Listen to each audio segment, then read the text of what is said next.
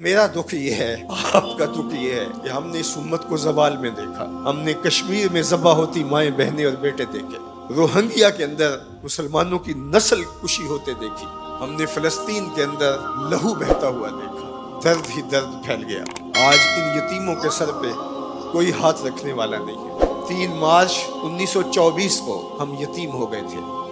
सल्तनत उस्मानिया टूट गई थी, वरना शर्क से लेकर गरब तक, शमाल से लेकर जुनूब तक मुसलमानों का तसल्लत, और लोग डरते थे कि खलीफा ने ऐलान जिहाद कर दिया तो फिर तुम्हें पूरी दुनिया में छुपने की जगह नहीं मिलेगी। यतीम जानते थे हमारे सर पे कोई खड़ा है। बेवाएं अपने आप को बेआसरा नहीं समझती थी। बूढ़े समझते थे कि हमारा आसरा ये लाठी ही नहीं, उस दुनिया में बैठा हुआ खलीफा भी है। लेकिन फिर दुनिया के 3 बर्रे आज़मों पे फैली हुई सल्तनत सिर्फ दुनिया के 3% हिस्से पे सिमट गई, और आज 56-57 इस्लामी मुल्कों के अंदर हम तकसीम हैं। और उस तकसीम का नतीजा हमारी हवा उखड़ गई। खिलाफत की मरकजियत हमारे पास मौजूद न रही। खिलाफत से तसव्वुर लेके यूरोप ने अपनी सफ बंदी की, और ये कितने मुल्क जुड़ करके एक यूनियन बनाते हैं और हमारी वहदत के टुकड़े टुकड़े कर देते हैं। देख मस्जिद में शिकस्ते रिश्ता तस्बीह शेख, और बुत कदे में ब्रह्मन की पुख्ता जुन्नारी भी देख। काफिरों की मुस्लिम आईनी का भी नजारा कर, और मुस्लिमों की मुस्लिम आजारी भी देख। चाक कर दी तुर्क नादा ने खिलाफत की कबा, सादगी मुस्लिम की देख औरों की अय्यारी भी देख। आज वो हदफ हासिल कर चुके हैं। आज फिलिस्तीन के अंदर क़यामत टूटी हुई है। दुनिया का मीडिया खामोश है। ये जो खबरें हमारे तक पहुंच रही हैं, ये बाकायदा सेंसर होके आ रही हैं। ये सोशल मीडिया की वजह से कुछ तस्वीर आ जाती हैं, कुछ बिलकते रोते बच्चे, कोई बैन करती माएँ और कोई फरियाद करते बूढ़े हमारी जानब देख रहे हैं। हमारी जानब क्यों देख रहे हो? हम तुम्हारी मदद को नहीं पहुंचने वाले। गली में 3 ओबाश खड़े थे, तो खड़े खड़े उनकी शर्त लग गई कि देखते हैं हम में से सबसे बड़ा बेगैरत कौन है। तो ये साबित करने के लिए गली में एक बूढ़ी खातून आ रही थी जिसके हाथ में डंडा था, और उसको टेक टेक के चल रही थी। एक ओबाश आगे बढ़ा और उस बूढ़ी खातून के बुढ़ापे का लिहाज किए बगैर उसको धक्का दे दिया। वो गिर गई। बहुत बड़ी बेगैरती का उसने सबूत फराहम कर दिया। लेकिन दूसरा आगे बढ़ा और उसने उस गिरी हुई बूढ़ी खातून के ऊपर डंडे बरसाने शुरू कर दिए। अब तीसरे की बारी थी, लेकिन वो साकित खड़ा था, और वो बूढ़ी खातून थोड़ा सा संभली और उस नौजवान को कहती है, तू सबसे बड़ा बेगैरत है। तो उन 2 नौजवानों ने पूछा कि कारनामे तो हमने सरअंजाम दिए, और सबसे बड़े बेगैरत की डिग्री तुम ले गए हो, और ये भी तुम्हें कह रही है। कहा, तुम नहीं जानते ये खातून मेरी माँ लगती है। आज इसराइल ने उनको मारा। बरतानिया का वजीर आजम जंगी जहाज के ऊपर बैठ के उन गिरे हुए मफलूकुल हाल लोगों पर बम बरसाने के लिए खुद पहुंचा। लेकिन वो कह रहे, उम्मत मुस्लिमा तुम बेगैरत हो।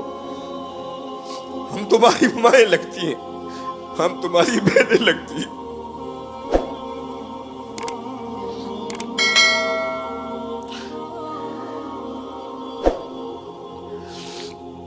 हम तुम्हारी बेटियां लगती हैं। एक यहूदी एक पर्दादार खातून के ऊपर शराब फेंकता है और बाकी आवाजें कसते हैं, लेकिन वो देख रही है एड़ियां उठा उठा के उम्मत मुस्लिमा की तरफ। तुम्हारी मदद को मेरी बहनों कोई पहुंचने वाला नहीं है। ये 56-57 इस्लामी मुल्कों की फौजें करतब दिखाने के लिए हैं। हमारे मिसाइल सिस्टम, हमारे असलहाजात, हमारे टैंक, हमारी तोपें, हमारा एटम बम तुम्हारे काम नहीं आएगा। तुम्हें मरना पड़ेगा, सिसक सिसक के मरना पड़ेगा। ये उम्मत तुम्हारी मदद नहीं पहुंचेगी। 40 मुल्कों की मुश्तरका फौज भी तुम्हारी मदद को नहीं पहुंचेगी। हरम से भी कोई आवाज नहीं उठेगी, ना अजम से कोई आवाज उठेगी। आज उम्मत मुस्लिमा एक तने मुर्दा है। OIC मुर्दा घोड़े की तरह है। बैतुल मक़दस के एक कोने को आग लगी थी तो ये OIC बनी थी, और आज पूरे फलस्तीन को आग ने अपनी लपेट में ले लिया है। वहां यतीम ही यतीम फरियादें कर रहे हैं, वहां बेवाओं की सिसकियां हैं। हम इस हालत को क्यों पहुंचे? इसलिए कि हमने कुरान को छोड़ दिया। ना हमारी अदालत में कुरान है, ना हमारी मुआशरत में कुरान है, ना हमारी मईशत में कुरान है, ना हमारे मुकन्नना में कुरान है, آج قرآن صرف 2 جلدوں میں بند کر کے ہمارے طاق پہ سجا ہوا ہے. یہ نظام حیات تھا. ہم آج تک اسی برطانوی قانون پر جی رہے ہیں. ہم قرآن کا ضابطہ نہیں لا سکے. 56-57 اسلامی ملک.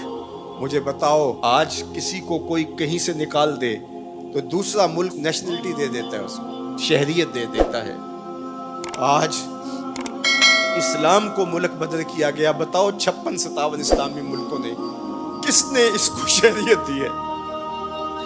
کہاں جمہوریت، کہیں بادشاہت، کہاں شخصی نظم. 56-57 اسلامی ملکوں میں اسلام گھومتا رہا. میں غریب الدیار ہوں، مجھے شہریت چاہیے، لیکن کسی نے اسلام کو قبول نہیں کیا. در عجم گردیدہ ہم در عرب، مصطفیٰ نایاب ارزاں بو لہب. اقبال کہتے ہیں میں عجم میں بھی گھوما ہوں، میں عرب میں بھی گھوما ہوں، مجھے ابو لہب بھی ملا ہے، مجھے حضور کا نظام کہیں نہیں ملا. اج دین نبی دا وانگ یتیماں تے گھر کر تکے کھاوے. اے فلسطین کے یتیموں تم اکیلے یتیم نہیں ہو. اس وقت اسلام بھی غریب الدیار ہے، اس کا کوئی وطن نہیں ہے. آج اسلام اپنے نظام کے ساتھ کہیں موجود نہیں ہے، اور یہ پستی اور یہ زبوحالی، یہ ذلت، یہ نکبت، یہ رسوائی ہمارا مقدر کیوں نہ ہو، قرآن سے دوری کے نتیجے میں رسوا ہو گئے. ہمارے دردوں کا مداوا قرآن ہی ہے، ہمارے دکھوں کا علاج قرآن ہی ہے. گر تو می خواہی مسلمان زیستن، نیست ممکن جز بقرآن زیستن. اقبال نے کہا اگر تو مسلمان بن کے جینا چاہتا ہے تو قرآن کے بغیر نہیں جی سکتا. اور پھر آگے چل کے کہا فاش می گوئم آنکھ در دل مزمرست، این کتاب نیز چیزیں دیگر است. کہا جو میرے سینے میں پوشیدہ ہے میں کھل کے نہ کہہ دوں، یہ کتاب نہیں کوئی اور ہی شے ہے. یہ زندگی بانٹ دیتی ہے، یہ اٹھا دیتی ہے گری ہوئی قوموں کو. اللہ اکبر. تو ہم نے اس قرآن سے جڑنا ہے.